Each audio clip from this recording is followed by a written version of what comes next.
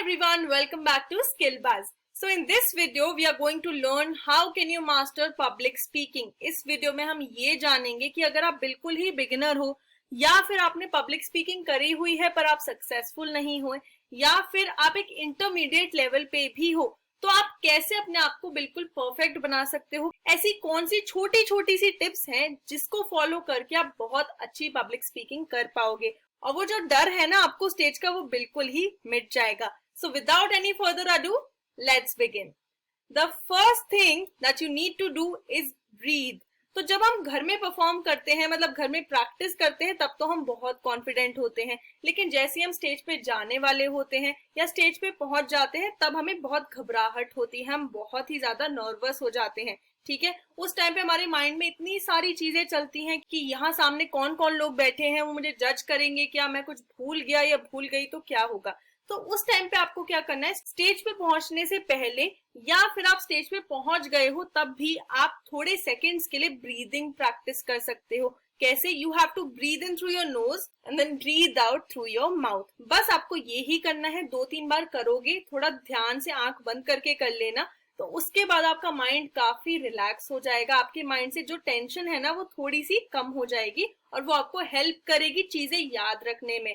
क्योंकि अगर आप टेंशन लोगे तो आप ऑब्वियसली चीजें भूलोगे ही भूलोगे, चाहे आपने कितने भी अच्छे से उसे याद किया हो। So breathe when you go to the stage or a minute before. Okay, the next very important point is stand straight in an open posture. आप देख सकते हो स्क्रीन पे एक है लेफ्ट वाला पोस्चर जो है क्लोज्ड पोस्चर और जो राइट वाला है वो है ओपन पोस्चर। क्लोज पोस्चर में लोग क्या करते हैं, वो अपने हैंड्स को क्रॉस रखते हैं या बिल्कुल अपनी बॉडी को चिपका के रखते हैं एक दूसरे से, अपने सारे पार्ट्स को, जैसे अपने लेग्स को क्रॉस कर लेंगे या बिल्कुल क्लोज रखेंगे।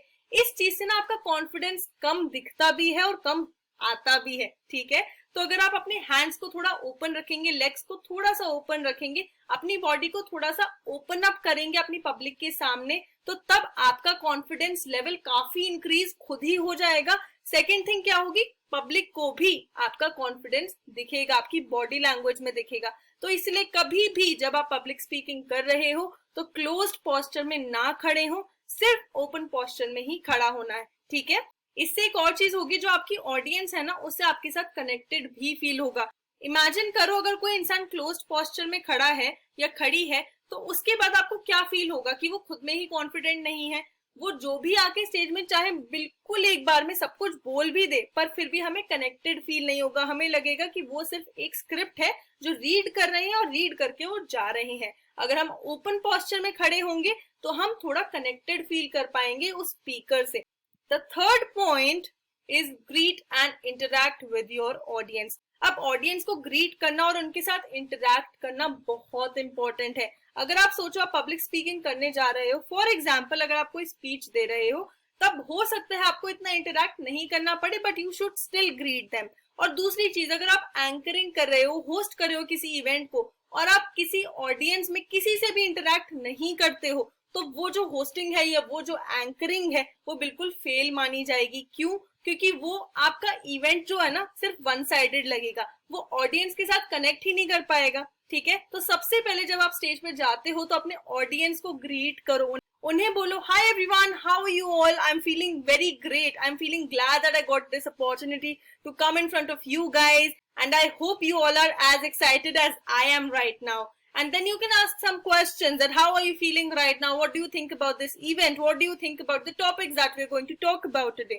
Something like that. तो ऐसी चीजें करोगे तो ऑडियंस को भी मन करेगा आपसे बात करने का, आपकी बात को सुनने का। तो शुरुआत में ये इंप्रेशन बना दो कि आप खाली अपना बोलने नहीं आए हो, आप उनके साथ इंटरैक्ट करने आए हो। ओके, हमारा फोर्थ पॉइंट है टेक स्मॉल पॉजेज। अब आप अगर ये सोचो कि पॉजेज लूंगा मैं या पॉजेज लूंगी मैं तो मैं भूल सकती हूँ या ऑडियंस को लगेगा यार इसे तो कुछ याद ही नहीं है, अंडर कॉन्फिडेंट लगेगा, पर ऐसा कुछ नहीं होता।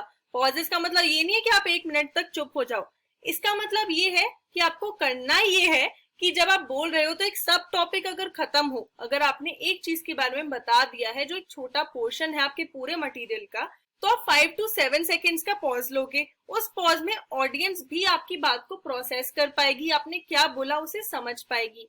दूसरी चीज, आपको मौका मिलेगा, आपको थोड़ा सा ऐसा टाइम मिल जाएगा जिसमें आप रिकॉल कर पाओ कि आपको आगे क्या बोलना है, आपका माइंड रिफ्रेश हो जाएगा, ठीक है। क्योंकि अगर आप कंटिन्यू बोलते रहोगे ना तो आपका दिमाग हैंग हो जाएगा, इसलिए अपने दिमाग को थोड़ा सा बीच बीच में रेस्ट देना बहुत इंपॉर्टेंट है, और ऑडियंस को भी हमारी बातें प्रोसेस करने का टाइम देना भी बहुत इंपॉर्टेंट है, और इन दोनों ही मोटिव्स को फुलफिल करता है take small pauses. Okay, so the next point that we have is move it, move yourself, move your hands while explaining. अब ये इतना जरूरी क्यों है?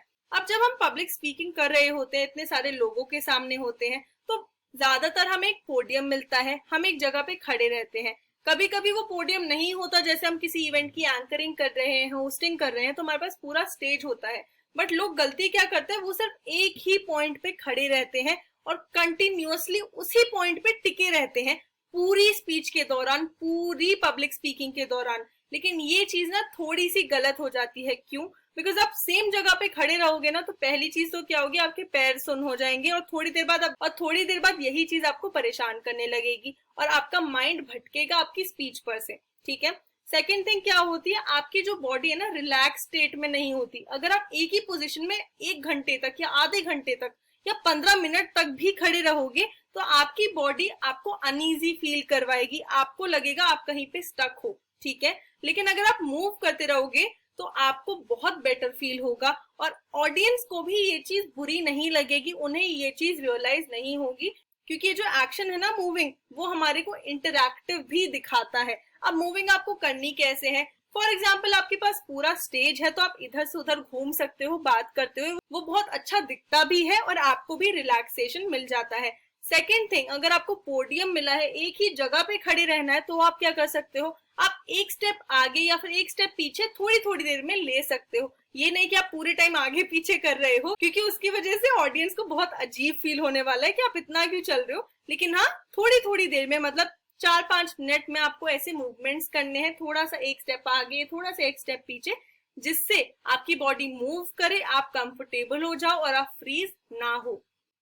Now we have a golden point. अब ये एक ऐसा पॉइंट है जो मैंने खुद प्रैक्टिस किया है, जो मैंने खुद फॉलो किया है, जिसकी वजह से एक टाइम था जब मैं कुछ भी नहीं बोल पाती थी पब्लिक के सामने, और आज एक टाइम है जो मैंने इतनी पब्लिक स्पीकिंग्स करी हुई हैं, मैं इतनी कॉन्फिडेंट रहती हूँ, मैं शिवर नहीं करती, मैं अपना कंटेंट नहीं भूलती और मैं घबराती नहीं हूँ ऑडियंस को देख के, ठीक है। तो ये जो गोल्डन पॉइंट है वो है प्रैक्टिस, ग्रैब, रिपीट। इसका मतलब ये है, सबसे पहले तो आपको घर पे प्रैक्टिस करनी है। घर पे आप अकेले भी कर सकते हो मिरर के सामने, या फिर आप अपने फ्रेंड्स या फैमिली के सामने कर सकते हो, जिससे आपको फीडबैक भी मिल जाएगा। और प्रैक्टिस करने से आपको अपनी गलतियां पता चलेंगी, आपको ये पता चलेगा कि आप कोई चीज भूल तो नहीं रहे हो बार बार, तो आप उसमें फोकस कर पाओगे। And that is something everybody does. But next 2 points बहुत इंपॉर्टेंट है। The next point is grab. अब for example, you are a beginner, आपको पब्लिक स्पीकिंग में जाना तो है, आपको मन है करने का, लेकिन आपने आज से पहले कभी कुछ नहीं किया, तो आपको डर लगेगा कि यार मैं मैसअप कर दूंगा, मैसअप कर दूंगी। लेकिन नहीं, आपको क्या करना है, कोई भी अपॉर्चुनिटी होती है, छोटी या बड़ी, आपको वो ग्रैब करनी है और आपको उस चीज में जाके परफॉर्म करना है। और ऐसा क्यों करना है? क्योंकि घर में प्रैक्टिस करके ना आपका कॉन्फिडेंस नहीं होने वाला इंक्रीज। आप घर में प्रैक्टिस कितना भी कर लो, 1 साल तक भी कर लो, लेकिन अगर आप फर्स्ट टाइम स्टेज पे जाओगे तो आपकी हालत बुरी होगी ही होगी, ठीक है। तो इसलिए कोई भी अपॉर्चुनिटी आती है, do not hesitate to participate, go there and say कि I want to do it. अब आपको ये जो पिछले सारे स्टेप्स बताए हैं ना, वो आप फॉलो कर लोगे तो पहली बार में भी आपको काफी आराम मिलेगा। हाँ, मैं ये नहीं कहती फर्स्ट टाइम में आप परफेक्ट बन जाओगे, बट या it will help you a lot. तो grab any opportunity that comes in your way and go grab opportunities that are not even in your way. आप उनके पास खुद जाओ और लोगों से पूछो कि is there any opportunity, मैं कहीं पे कुछ बोल सकता हूँ, बोल सकती हूँ या नहीं। And then the third thing is repeat. यही चीज आपको रिपीट करती रहनी है। अब आपने अपॉर्चुनिटी ग्रैब कर ली, आपने पब्लिक स्पीकिंग कर ली, आपने थोड़ा सा मैसअप किया, थोड़ा सा अच्छा हुआ, जो मैसअप था आपको पता चला कि आपने एक्चुअली में स्टेज पे जाके क्या गलतियां करी हैं, तो वो ही चीज आप वापस घर आके प्रैक्टिस करोगे, मिरर के सामने, अपने फ्रेंड्स के सामने, फैमिली के सामने, आप उन चीजों को करेक्ट करोगे। नेक्स्ट टाइम स्टेज पे फिर से जाओगे, फिर से बहुत अच्छा परफॉर्म करोगे, थोड़ी कम गलतियां करोगे, एंड देन रिपीट। तो ये चीजें चलती रहेंगी to the point you are a very good public speaker. So I hope these points were useful to you guys. That was all from my side. Now I'd like to take your leave, and I would ask you guys to subscribe to the channel so that you can get updates on more videos like this, more informational content for you guys. You can improve your skills with Skill Buzz. Thank you. Bye.